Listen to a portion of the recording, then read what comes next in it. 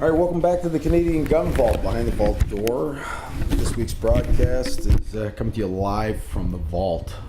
Just got down here and had a really long day. Don't know if you guys were aware of it or not, but I managed to make my way to the Woodstock, Ontario Gun Show. And for those of you that haven't been, I got to tell you right out of the gate, fantastic. If you love vintage, memorabilia with your guns, this is definitely the place to go. In Ontario, we have what I believe to be one of the most incredible hidden gems in the firearm community, and that's the gun show. And you'd think that'd be a no-brainer, like that there's absolutely no way that, if you lived in a town where a gun show came through and you were into guns, that you wouldn't go. But more importantly, if you're not from that town, it's worth traveling for. And what I'll tell you, folks, is that if you ever attend one of these shows, I mean, it varies from time to time. You're going to get different vendors with different materials out and items for sale. But just about everywhere you go, you'll find that there's Lee Enfields and some really cool hardware, vintage hardware like World War I and World War II, and flintlocks, and you've got all these antique firearms, and just a wealth of information contained in books that are for sale, which may strike you as a bit boring if you're one of those people that is really hands-on with their guns and you really don't want to know much about the history. But if you're really into guns, you got to know the stories that go along with it. And what better place than the Ontario Gun Show? And so there it was. I went to help out a friend at the Woodstock Gun Show. And I get there and I see a lot of the familiar faces. Really, really great people working this event. And Monica throws a great show. And if you're looking for parts, if there's something you really want, definitely you got to check out the gun show, because chances are, if it's not there and you got something old that's busted, if it's not there, you'll find the guy that knows where to get it. And these are the people that work the shows. They're like really fascinating bunch of interesting people. And of course, people walk into the shows and vendors are always a little guarded, and it's kind of natural. You kind of put yourself out there a little bit, if you're selling things or if you're putting stuff on display. But really, when you walk in, it's really easy to get confused and see, a lot of older gentlemen with folded arms. But if you get them talking, they're really actually quite a dynamic bunch. And a lot of fun to talk to. And today I found myself with a friend, helped give him a hand at the Woodstock show. And, of course, we're sitting next to a couple of guys. And, before I know it, the, guy on my left, Pete, is an absolute, wealth of information as it relates to, vintage ammunition. And, just a great guy. A little mad scientist in his look, but really, an intelligent man. And certainly knowledgeable. I was blown away. I kept, if you can imagine, me turning to people and going, "What is this?" And not really having any idea. Some people would argue that I have, a fair amount of knowledge regarding firearms, but you attend one of these shows, and without feeling small, you realize, how small you actually are in terms of your knowledge base. I'd like to think I have a little bit of a broad sense of, firearms and history, but when compared to some of the people you meet at the show, and great people, they don't, if you get them talking, there's certainly a lot of interesting personality types there, I'm not gonna lie, but really a great bunch of people, running a clean event. And certainly if you want something, it's probably going to be there. If you can't find it, somebody there will know where to get it. And if you talk to these people and put the bug in their ear that you're looking for something, and they write it down, you're liable to get what you're looking for, because they know how to find this stuff. So the Ontario Gun Show is definitely something that I think everybody should check out. And certainly seeing things on display. If you ever had an interest in seeing and handling some of these great firearms that you read about, some of you guys out there on the the Instagram page and Facebook, I hear from you people saying wow, that's really neat. What's that like? And is it as cool to shoot as it looks, and like the Ontario Gun Show is a great place where you might actually get a chance to handle some of these terrific guns and buy them, and to know the people that have them for sale, and certainly if you're looking for vintage memorabilia to go with your guns. I mean, if you're already into guns and you love owning a Lee Enfield rifle, well then get yourself a bayonet, and a period correct sling to go along with it. And hell, like at the gun show, you might get like a World War One, backpack, or that chest magazine holder that guys carrying Thompsons had. Like, I mean, you might be able to find that there, which is great for props and stuff if you take photos. I could go broke at the gun show and just wandering around looking at all the things I'd like to take photos of guns with. Of course, everything's really tightly run at the gun show. Everything has trigger locks, and certainly people are taking the necessary precautions. We know that the CFO is wandering around, or some agent of that office is there just to check and make sure everything's going as it should. And I've never heard of a problem yet. So you got this great group of people, and they're they're intelligent, they're knowledgeable, they're obeying all the rules, and certainly everybody has an air of awareness, and there's a sort of an alert sort of nature to the room. Like you don't see anybody walking into the gun show not with their head on a swivel looking for what it is that they're looking for, or you see people relaxing, kind of just meandering up and down the aisles too. But I mean, you can always tell the guys that are looking for something. They're moving a little bit quicker, and they know that they might not be fast enough to get to it all. But I could tell you that getting there in the morning and sitting down with these people and starting lay the guns out, there really was, for me anyway, there was a real air of excitement. Would you sell anything? Would you talk to some people? I had a lot of things running through my brain, and certainly I was looking forward to having some fun. And I wasn't disappointed. Some people came in to the gun show and said hello to me and recognized me, and I thought that was fantastic. Like, I really don't want to downplay that. Like, for me personally, to have people come up and thank me, say hello, say they recognize me, to hear good things from these people that are really making some great conversation regarding firearms legislation. I mean, this is where the ideas come from. That's why I put a couple of the boys on the spot today. I'm not going to name names, but I said, what should I do for tonight's podcast? And they kind of looked at me, and I knew I kind of maybe pushed the envelope a little bit, because they kind of looked at me, well, yeah, we were excited to meet you. I didn't think we'd be coming up with tonight's podcast subject, but I had such a great time meeting these people. And talking about firearms and how we'd like to see change, and without it being dry, and having some fun, meeting people that appreciate you is always something that makes you feel good. And I couldn't resist thanking people on the Instagram page right away, and letting them know that it really was important to me, and I really did appreciate it. So anyway, moving a little bit along, I got to tell you, being at the gun show, you see this fantastic display a lot of times of vintage firearms that people have collected.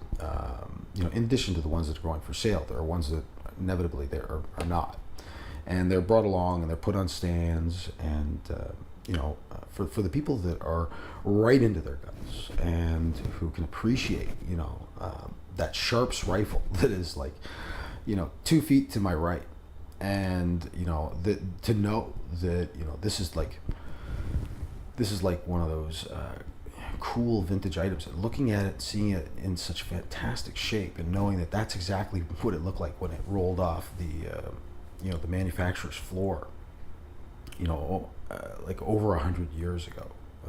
It was really, for me, kind of exciting to be that close, to history. I mean, if you walk into any museum, anything that's really, significant is usually protected by glass or some other means. But like the ability to handle, the gun that was carried by a man in World War One, and to know that the ammunition that he used is, you could buy that too. Just recently, within the last few months, I met a young man by the name of Paul, and his handle on Instagram is Canadian Gun Lover. And if you haven't checked out his Instagram page yet, like, I mean, this kid has grown like so fast. And quite honestly, you know, at the risk of sounding like a father figure, like, I'm so proud of him, you know, for moving along. And for me personally, like, to watch him go in maybe like a month and a half or 2 months to, you know, 12,000 plus subscribers, you know, I'll be the first to admit, give him a little nudge in the beginning, because I really believed in what he was doing. Like, he had a fantastic eye with a camera, and I met him, and he really knew his history and the significance of firearms, and he really seemed to believe, you know, that the Canadian Gun Vault initiative was, you know, a really positive thing, and to sit down with him and to talk with him and to shoot guns with him was actually just so cool. To speak to somebody on that level, that I knew that I could count on this man to get involved in anything that we generated that was going to further promote the community. And so, you know, to sit down and, you know, spitball with him a little bit, definitely we're going to end up working together soon. I'm looking forward to doing some videos with the Canadian Gun Lover, amongst, you know, some of the other great people in the IG that I'm looking forward to meeting. You know, promised some of the boys today that I would get out to the range at them at some point. I'm really looking forward to meeting a lot more people and having some, you know, meaningful discussions on the subject of, you know, firearm legislation and change. And, you know, it's important that we get the word out. So if you haven't gone to the Instagram page or the Facebook yet and followed, really love for you to do that, because we're doing some fantastic things on the Instagram. That's my belief. I'm having some fun with it. You know, it's really become something of an exciting sort of adventure to come up with new things every day. And I think that people, you know, maybe don't realize some of the work that goes into it. You know, I wish it were as simple as, you know, having guns at my house and just being able to take pictures, but it doesn't work like that. I mean, there's a lot of traveling involved, and you know, and I love doing it. I don't mind going from place to place to photograph great pieces of history and, or, you know, really cool gear. You know, got to throw it out there. Like, Canadian Gun Works out in Ajax is awesome. Great bunch of guys. I'm totally thrilled with you know, the staff there. They, you know, they've got some room set aside on a wall for vintage firearms that they're going to put on display. You know, I'm jacked to see that the gun stores have clued in that those types of items should be there.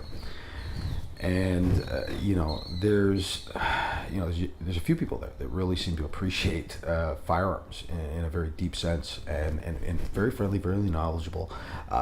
You know, good selection of guns. Small store, and I mean, everything big starts off small. I expect that they're going to do well, and you know, it was a big week for me. I managed to make my way down to Firearms Outlet Canada, and spend a little time there with Fred. And I gotta admit, you know, Fred has vision. There's no question in my mind. They're building right now a new store that is going to also be a shooting range as well. The layout, I love the layout. I love what he's done. I don't see it yet. Like, I mean, they're in the process of building there. They've got, you know, it's roughed in, and they're doing the plumbing, and they got a little bit of a delay. But I mean, I think they're looking at a opening in December, and that range is going to be operational a few months later, hopefully. And just looking at what he has going on there, I'm really excited for Firearms Outlet Canada. I dig the staff there. I mean, there's some really terrific people that I've met so far. Annie, you're wonderful. Definitely, Andy. There's just a whole host of fun people working down at Firearms Outlet Canada, and they got a great selection of tactical type firearms that you're going to dig. You know, if you want it, if it's you know, 3-gun related or tactical, they're going to have it. They got a great handgun selection, you know, already in this initial, you know, store opening. When they move into the area that they've set aside now, that space is going to be phenomenal. I'm really looking forward to seeing that go up. I've talked with Fred about a number of things, and certainly he's got definitely my vote for a pretty progressive firearm store. To have a gun store with somebody at the helm that's seen some of the same things I am. I'm really excited to see what he comes up with, and certainly I'm excited to see the completion of the store and to be there. Love to get an invite, Fred, if you're listening. It'd be really great for me to be there at that one. I don't want to miss that one. And speaking of store openings, NASGuns and Ammo is going to have their grand opening coming up, I believe, on the 23rd and 24th. If I get any of these dates wrong, I'm jumbling a lot of dates in my head these days, and certainly appointments. If I mix these things up, certainly I'm going to do my best to make sure that you guys know about it on the Instagram page. I'll let you guys know on Facebook and Instagram when the store is going to be opening, because NASGuns and Ammo, I got big expectations for them too, and certainly I've spoken to the owners, and they're looking forward to their grand opening. I'm looking forward to stopping in and spending a little time with the guys. I always like to see new stores opening for the people in the area. You definitely want to head down. If you're in the Niagara region and you want to see a new gun store open, as much as I do, then you know what? Yeah, head on down to NASGuns and Ammo for their grand opening.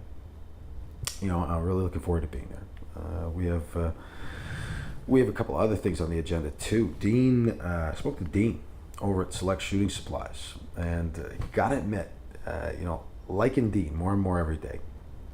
He's running a demo day, and they're going to have just a whole bunch of great new stuff is going to be there.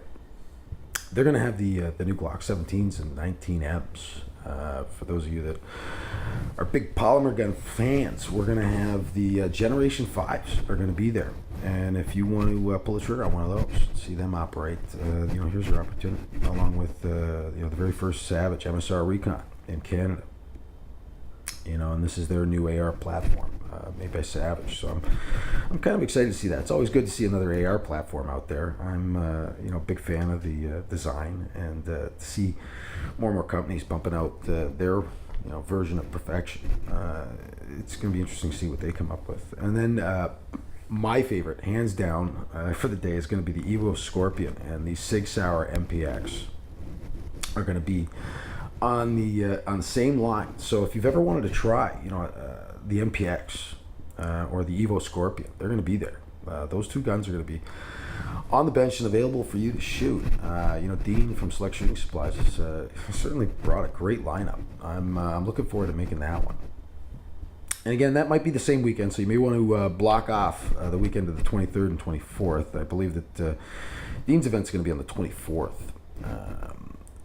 That he'll be running that, and I mean, I can't imagine there's any shortage of people that are Glock fans that are looking to see whether or not the Gen 5 is going to come through. I mean, there's a lot of debate whether or not the 4 was living up to its expectations. I'm a Gen 2 kind of guy. If I can get my hands on a Gen 1, if you guys haven't seen a Gen 1 Glock, it basically looks like somebody grabbed a handful of silly putty. There's really nothing to lock your grip into the gun. And the biggest complaint back then, I think, was that if the gun got wet, it would slip out of your hands. I'm sure there were a lot of guys out there that were used to more aggressive checkering style, and so to have a gun that really didn't have any stippling in it or any kind of grip surface that would bite into your hand, a plastic gun when people were used to holding steel might have been a little bit of an exciting adventure if the gun got wet. But looking forward to what Dean's going to put together there from Select Shooting out in Cambridge. If you haven't been to that store yet, that's another one that you definitely would want to go look at. I mean, it's a really clean, nice, simple layout. Certainly spending a little bit of time in there. You can find everything pretty easily. It's not that big of a store yet. I think that Dean has got himself in a fantastic location in a really sweet little part of what I would call heritage Cambridge on Argyle. And, I headed down there, and, they made me feel right at home. And I was pretty pleased. It's always good to see. And I mean, they've only been in operation, I think, for the last 5 years or so. or maybe longer. I don't know. I think that I joined Galt, and I met Dean through Galt channels, and so he may have well be in operation longer, but I really like what he's got going on down there, and the staff treated me well. The prices seemed reasonable, and certainly throwing on a demo day, he's winning some brownie points with me. I'm very glad to be invited to that. Very, very happy to attend, do a little bit of shooting, and so we'll be there probably on the 24th, and we're hoping to see you guys there. It's one of those things where, again, an opportunity to perhaps share some ideas and put a few things out there for everybody to digest, and do what we're all supposed to be doing, shooting. I find myself pulling the trigger on the camera these days more than I do on guns. So you guys are going to have to forgive me in the video if I'm missing, in the YouTube videos. And we've put off on filming for a little bit. We needed to regroup. Certainly we faced a few sets of challenges in the last couple of months, regarding filming. But we're going to get back to filming. We've got some exciting things coming up. So we're really hoping that you guys will, pay close attention to what's going on with the YouTube videos. We're going to be releasing some more soon, and we really hope that you enjoy those. I'm having a lot of fun doing them. The podcasts for me are exciting too, although it's there's an entire process. I mean, I set up, and first I gotta see if there's battery life left in the thing before I begin, and that I'm speaking into the right microphone.